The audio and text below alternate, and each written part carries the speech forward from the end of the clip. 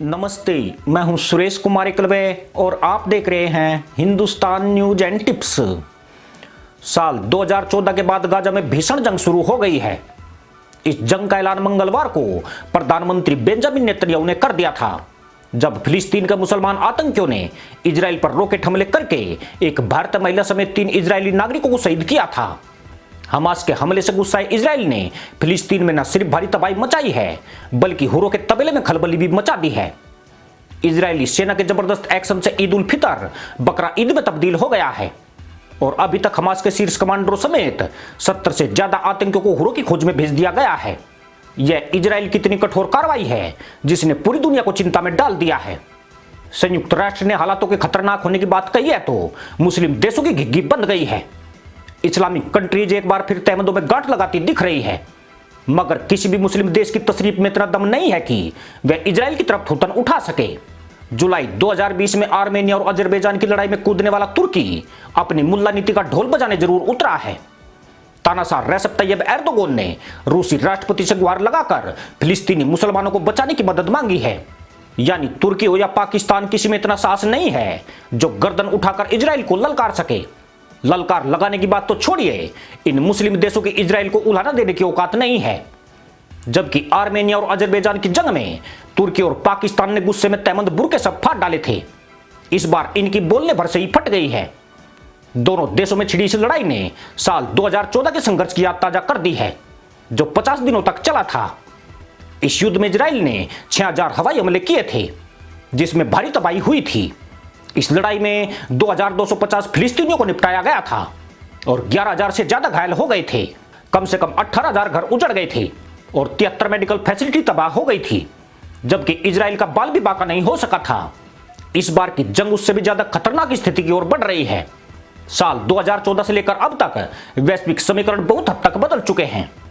मुस्लिम जगत में तुर्की ऐसे देश के तौर पर उभरा है जिसे मुसलमानों की हत्याओं का जिम्मेदार समझा जाने लगा है। तुर्की राष्ट्रपति एर्दोगन के भड़काऊ बयानों के बाद दुनिया में इस्लाम के प्रति ज्यादा नफरत बढ़ी है। कई देशों में मुसलमानों को अधिक संदेह की दृष्टि से देखा जाने लगा है। हालांकि तुर्की ने पिछले साल दिसंबर में इसराइल में अपना राजदूत नियुक्त किया है। उसने साल 2018 में इजराइल से राजनयिक संबंध पूरी तरह खत्म कर दिए थे। इसके अलावा जॉर्डन, बहरीन, यूएई और अजरबैजान जैसे मुस्लिम देश पहले के मुकाबले इजराइल के ज्यादा करीब आ गए हैं। पर बावजूद इसके इन मुस्लिम देशों में मजहब का कीड़ा कुलमुलाना बंद नहीं हुआ है। ऐसे में यह गुंजाइश भी बढ़ रही है कि क्या इजराइल और मुस्लिम देश किसी बड़े टकराव की ओर बढ़ रहे हैं। अगर यह संदेह यकीन में बदला तो फिर गाजा के आसमान को चीरने वाले रॉकेट बहुत से देशों के वायु क्षेत्र में दिखाई दे सकते हैं। ऐसा इसलिए क्योंकि एर्दोगन का मुल्ला का खलीफा बनने का ख्वाब अभी भी हिलोरे मार रहा है। यानी तुर्की अभी और भी मुसलमानों की बलि की डिमांड कर रहा है। मुस्लिम देशों के मन में 1967 में इजराइल से हुई हार की टीस अभी भी बाकी है। यह युद्ध 5 जून से 11 जून 1967 तक चला था। इस दौरान इजराइल ने मिस्र को गाजा से, सीरिया को गोलन की पहाड़ियों से और जॉर्डन को पश्चिमी तट और पूर्वी यरूशलेम से खदेड़ दिया था। इस लड़ाई में 5 लाख फिलिस्तीनी मुसलमान बेघर बार हो गए थे। इजराइल से जंग लड़ने वाले इन देशों की मदद के लिए बाकी मुस्लिम देश भी पीछे से सहयोग कर रहे थे, मगर इजराइल के सामने जो भी आया वह टोपी उठाकर भागता ही दिखाई दिया। पर इस बार मुस्लिम देशों को लगता है कि वे 5 दशक में काफी मजबूत हुए हैं।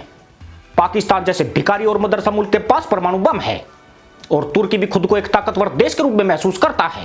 आर्मेनिया जैसे छोटे और शांतिप्रिय देश में अटैक ड्रोन चलाकर उसका हौसला ऊंचा हुआ है।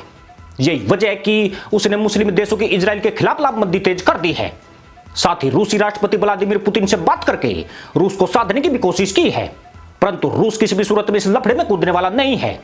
इजराइल के साथ उसके रिश्ते सामान्य हैं और दोनों देशों में कभी कोई खास विवाद भी नहीं रहा है। तुर्की को कतर, ईरान, सऊदी अरब, पाकिस्तान, सीरिया जैसे देशों से मौखिक समर्थन मिल सकता है, मगर इसमें किसी भी मुस्लिम देश में इतनी हिम्मत नहीं है कि वो फिलिस्तीनी मुसलमानों की रक्षा के लिए सैन्य समर्थन का वादा कर सके। यह देश जानते हैं कि इस स्थिति में इजराइल के समर्थन में यूरोपियन देश और अमेरिका आगे आ सकता है। चीन से किसी को कोई भी उम्मीद नहीं है। यह वो देश है जो किसी की फटी में टांग नहीं अड़ाता है।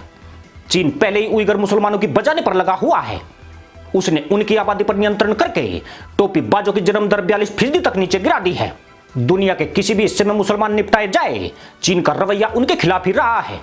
जहां तक भारत की बात है तो यह बुद्ध और गांधी का ढोल थपथपाने वाला देश है। यह अहिंसा के 2-3 प्रवचन देकर ही तीसरी कर लेगा, यानी न उधर करेगा और न किधर ही जाएगा। इसी बीच अमेरिका के विदेश मंत्री एंटनी जे ब्लिंकेन ने नेतन्याहू से इजराइल के अपनी रक्षा करने के अधिकार का समर्थन का आह्वान किया है, यानी अमेरिका ने इजराइल की सैन्य कार्रवाई को जायज ठहराया है। ऐसे में इजराइल को सबक सिखाने का ख्वाब देखने वाले मुस्लिम देशों के तहमंद जुड़ने से पहले उधरने शुरू हो गए हैं।